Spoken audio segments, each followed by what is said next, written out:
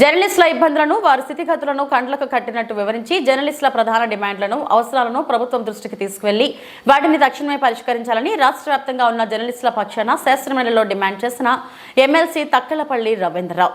జర్నలిస్టులు ప్రధానంగా తమ వృత్తిపరమైన భద్రత, ఆర్థిక స్థిరత్వం మరియు కుటుంబ సంక్షేమం కోసం దశాబ్దాలుగా పలు డిమాండ్లను చేస్తున్నారు అధ్యక్ష.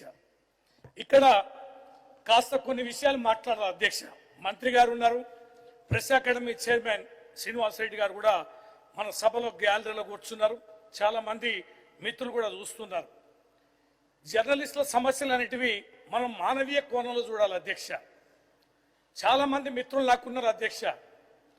మేము చూస్తుంటాం, వృత్తి ఏమో నిరంతరం పరిగెత్తుతుండాలి, ప్రతి నిమిషం అలర్ట్గా ఉండాలి, రోజంతా రాత్రంతా అదే పని చేస్తూ ఉండాలి, సమాచారం సేకరణ చేస్తుండాలి, చేరవేస్తుండాలి. కానీ వారి వేతనాలు చూస్తే మాత్రం గొర్రెకు తోక ఎంత ఉంటుందో వారి వేతనాలు అంత చాలా తక్కువగా ఉన్నాయి అధ్యక్ష. వారి కుటుంబాలు ఎట్లా పోషించుకుంటున్నారో, వారి పిల్లల్ని ఎట్లా చదువుకుంటున్నారో, ఎలా చదువులు ఆరోగ్యానికి ఖర్చు పెడుతున్నారో ఇవన్నీ చూస్తే చాలా బాధాకరం అనిపిస్తుంది అధ్యక్ష. కొంతమంది విలేకరుల మీద ఆరోపణలు వస్తాయి, కానీ చాలా మంది విలేకరులు మరి ఇబ్బందులు పడుతున్నారు. ఆరోపణలు చూస్తున్నారు తప్ప వారి కుటుంబాలు ఎట్లా బ్రతుకుతున్నాయనే పరిస్థితి లేదు. ఇలా వాళ్ళు ధర్నా చేయలేరు, గొడవ చేయలేరు, వేతనాలు పెంచమని అనలేరు, అదే వృత్తికి ఎంచుకున్నారు. వాళ్ళు పనిపించోళ్ళు అధ్యక్ష. ఈ వృత్తికి ఒకసారి అలవాటు పడితే ఇది ఒక ఊబిలో ఊరుకుపోయినట్టే ఈ ప్రొఫెషన్ ఉంటే తప్ప దీంట్లో నుంచి బయటపడరు. కానీ ఎక్కడ చిన్న ఇబ్బంది వచ్చినా కూడా పరిగెత్తే వీళ్ళకి వీరి కుటుంబ ఇబ్బందులు మాత్రం ఎవరికి చెప్పుకోలేనంత దయనీయంగా ఉన్నాయి అధ్యక్ష. అందుకనే వీరి యొక్క సమస్యలన్నిటివి సావధానంగా వినాలి, మనం పరిష్కరించాలి. ఎన్నో విషయాలు వాళ్ళు మన గురించి రాస్తారు, మన వెన్నంటి ఉంటారు, మన యొక్క జీవితంలో భాగస్వామిగానే జర్నలిస్టులు ఉంటారు. కానీ వారి సమస్యలు మాత్రం మనం సానుకూలంగా ఉంటాం. ఏదో పండుగలకి పబ్బాలకి కొన్ని విషయాలు సహకరిస్తూ పోతే కొంతమంది ఉంటుండొచ్చు, కానీ శాశ్వతంగా వాళ్ళ జీవితానికి సంబంధించి ప్రభుత్వమే ముందుకు వచ్చి పరిష్కరించాల్సిన బాధ్యత ఉందని ఈ సందర్భంగా కొన్ని విషయాలు మీ దృష్టికి తీసుకొస్తున్న అధ్యక్ష. ముఖ్యంగా వీళ్ళకున్నది కీలకమైనది అక్రిడేషన్ కార్డుల అధ్యక్ష.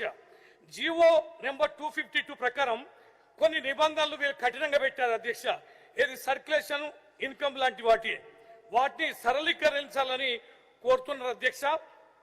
అలాగే ఫీల్డ్ రిపోర్టర్లకు కూడా ప్రాధాన్యత ఇవ్వాలని, డెస్క్ జర్నలిస్టులకు కూడా పూర్తి స్థాయిలో అక్రిడేషన్లు ఇవ్వాలని కోరుతున్నారు అధ్యక్ష. అలాగే మహిళా జర్నలిస్టులకు కూడా 33% మరి వారికి కూడా రిజర్వేషన్ కల్పించాలని జర్నలిస్టు మిత్రుల యొక్క సమస్య ఉంది అధ్యక్ష. హెల్త్ కార్డులు అయితే చాలా కీలకమైంది. కేవలం ప్రభుత్వ హాస్పిటల్లో కొన్ని పరిమితమైన ఆరోగ్యానికి అవకాశం ఇస్తుంది తప్ప క్యాష్లెస్ వైద్యం అనేది వారికి అందడాలి. ఇవాళ వైద్యం కీలకమైనటువంటి వైద్యం అయితే ప్రైవేట్ హాస్పిటల్ అంటుంది అధ్యక్ష. కానీ ప్రైవేట్ హాస్పిటల్లో ఏ రకమైన బిల్లులు, హెల్త్ కార్డులు అనేటివి పనిచేయడం లేదు. ప్రైవేటు వైద్యశాలలో కూడా వారి హెల్త్ కార్డులు, మనం ఉద్యోగాలు లక్షలాది ఉద్యోగాలు ఇవ్వకపోయినా వీరు ఉద్యోగస్తులాగా పనిచేస్తున్న వీరికి ప్రభుత్వ హెల్త్ కార్డులు ఏ వైద్యశాలలో పనిచేసినా కూడా వారికి వర్తించేలా ఇవ్వాలని చెప్పి మీ ద్వారా కోరుతున్న అధ్యక్ష. అలాగే వెల్ఫేర్ ఫండ్ అండ్ పెన్షన్ కూడా, ఈ పెన్షన్ సంబంధించి సంక్షేమం సంబంధించిన ముందు మంత్రి గారు సమాధానం చెప్పారు. వారి మేనిఫెస్టోలో కూడా ఈ జర్నలిస్టులని మరి ఎన్నో రకాలుగా ఆదుకుంటామని హామీ ఇచ్చింది అధ్యక్ష. ఆ హామీని వారు నెరవేర్చాలి. పాపం వారు కూడా ఆ సందర్భంగా ఎన్ని రకాలుగా మా మీద దుమ్మెత్తి పోసినారు, మీకు ఎన్నో వార్తలు అందించారు అధ్యక్ష. ఆ కనికరమన్నా చూపించాలి. ఇస్తామన్నారు 5 లక్షలు, 1 లక్ష ఇస్తున్నారు అధ్యక్ష. అది చనిపోయిన కుటుంబాలకు కేవలం 3,000 ఇస్తున్నారు. ఆ 3,000 ఎక్కడ సరిపోతాయి? వాటిని కూడా పెంచాలని ఈ సందర్భంగా మీ ద్వారా విజ్ఞప్తి చేస్తున్న అధ్యక్ష.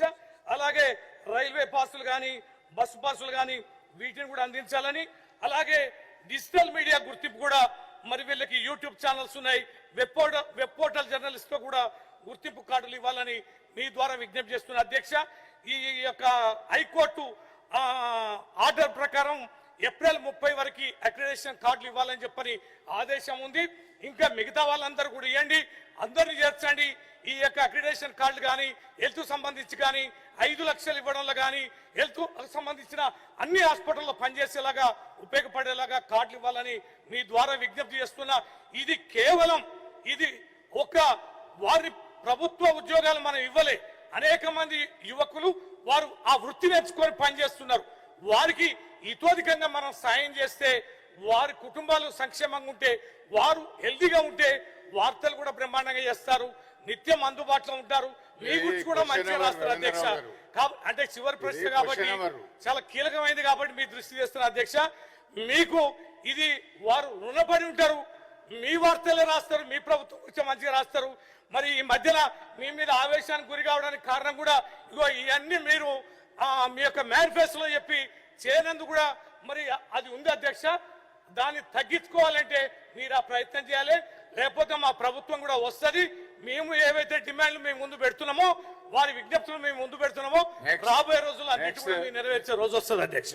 మరిన్ని అప్డేట్స్ కోసం మా ఛానల్ ని సబ్స్క్రైబ్ చేయండి.